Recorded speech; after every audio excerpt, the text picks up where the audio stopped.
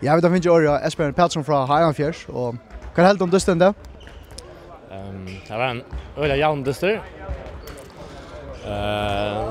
Kan enda stövan 22, 23 år, 40. Men kör. Men det är ganska varje spel är öliga viktigt i dysten allt. Kintlan rätt starka varje och det tungt jag kom jacknen och men jag vet ända så man. Jag vet inte vad det är som gör det nog marginaler. Det är ganska simpelt cheapare i allen där. Kan vara upplägget till dysten där vad det tar som Arnes börjar.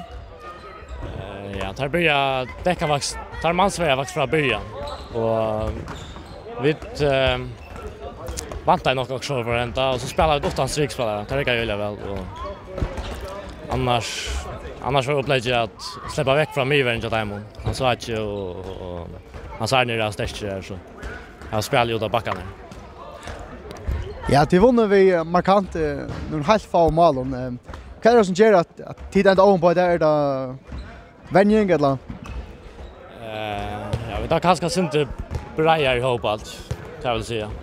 Och snöutlänningen jag kan sköta några viktiga mål mot ändan. Ja, det är faktiskt det. Sen det blir cheapare allt. I allsparten så är det. Kappen narskas helt och till lite så mitt då. Och vi säkert det så en möjlighet att komma i finalen. Vad det vinner? Jag vet inte vad när väl att komma i finalen. Det är väl fantastiskt, men alltså 3 platser helst det är acceptabelt allt. Stig kämpa framåt 3 platser men jag skott lag med finalen. Ja, tack om vad säger. Espen, tack för att gå ända fram här. Så tack.